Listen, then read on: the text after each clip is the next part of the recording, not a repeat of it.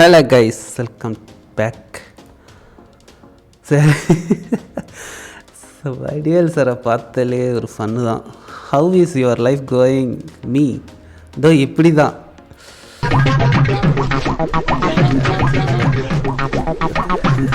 Salary வரும்போது இஎம்ஐயும் சேர்ந்தே போயிடுது அப்படிங்கிறது தான் நிதர்சனமான உண்மை.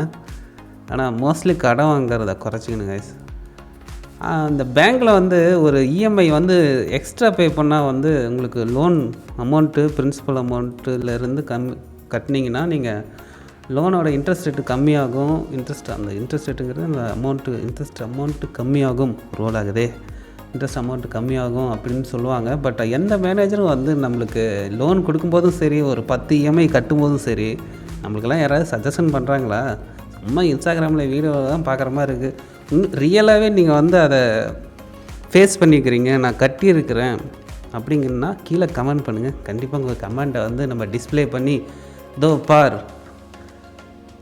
எப்படி போனானோ அப்படியே திரும்பி 10 வருஷத்துக்கு முன்னாடி எப்படி இஎம்ஐ கட்டினானோ அதே வேகத்தில் கட்டி முடிச்சிட்டோம் அப்படிங்கிற மாதிரி நம்ம வீடியோவில் போடலாம். இன்னொரு டைலாக் வந்தது, அந்த டைலாக் டக்குன்னு மறந்து போச்சு கைஸ்.